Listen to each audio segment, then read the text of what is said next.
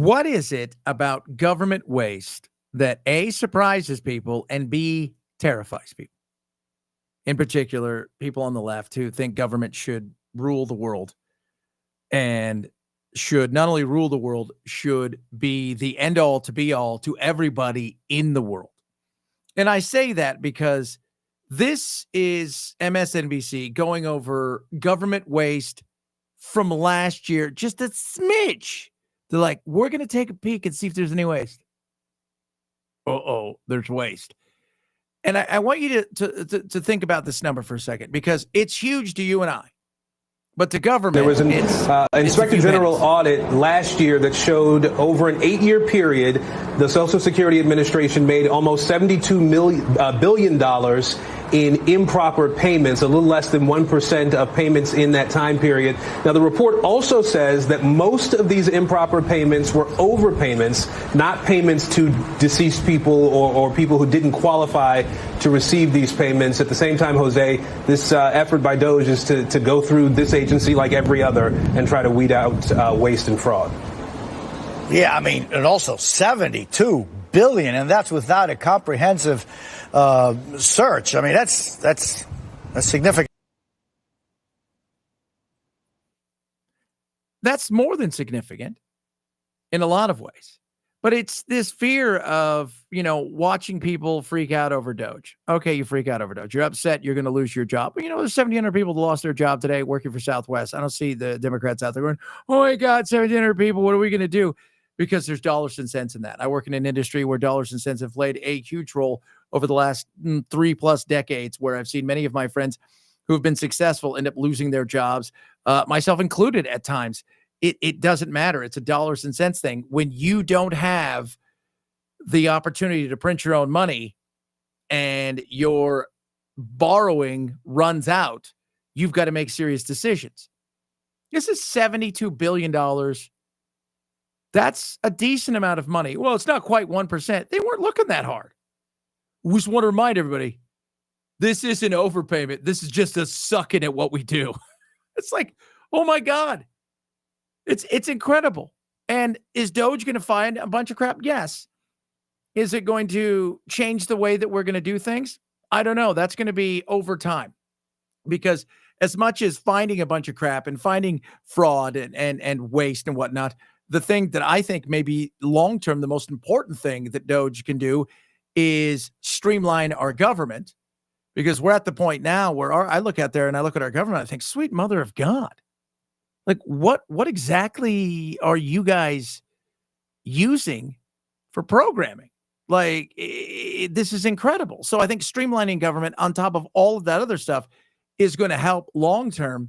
But until we address the real insanity inside of the room, which is what exactly we're going to do with Social Security and Medicare, I don't think any of it matters, because we're going to have to figure that out sooner rather than later. And nobody wants to be the last person holding the bag, if you will, when it comes to Social Security and Medicare. Nobody wants to, as it runs out of money. And all the people out there like, oh my God, we can't get rid of it. It's not about getting rid of it. It's going to go away. This will happen until it can't happen anymore. But that's just a smidge of what is going on in the world of Doge. But watching people freak out, I'm a civil servant.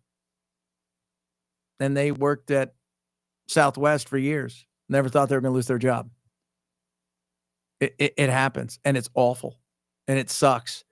But you have an entire government machine behind you. Other people don't.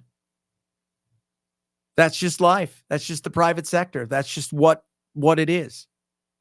And it's crazy, and it sucks. But, when you waste tons of money, when you piss tons of money away, when you put money into situations where you shouldn't put money in, when you overdo it when it comes to the military and allow literally just, hey guys, we're not even going to ask for anybody to bid. You just tell me the number that you think would be good and we'll give it to you.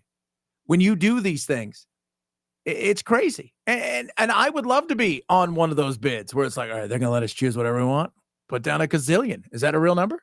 Is a gazillion? Because we do that, be good. And they're going to be like, yeah, that's a good number. That looks good. Yeah, I think we can do that. It's crazy. We've got to do better. But when I hear people say, let's go after the messenger because he's evil and bad or whatever, I remind everybody, you're pissed because he's exposing ridiculousness, and you're thinking, again, continually that he is going to steal your Social Security number. He's like looking around going, find somebody who's got an 800 FICO score. I really need that. I mean, come on. Come on. Just insane. One other quick thing tonight. Now, I'm going to point this out. We do a thing on my show, and you guys, I'd love it if you guys listen every single day. Go to radioamerica.com if you're not in your area.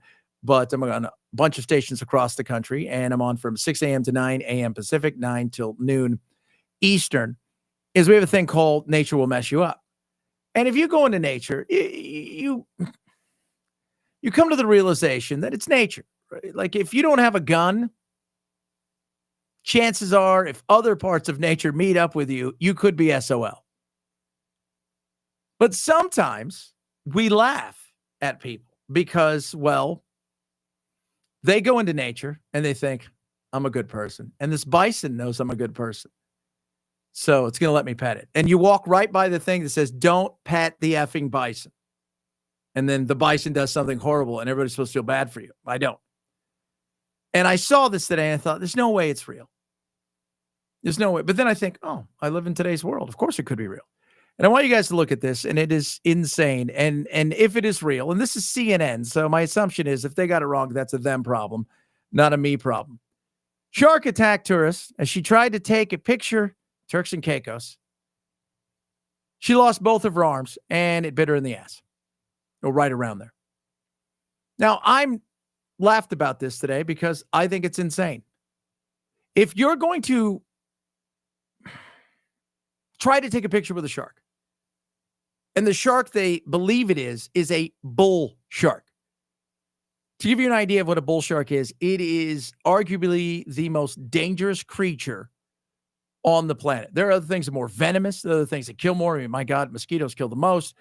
But when it comes to sheer anger and hatred, it is that and then some.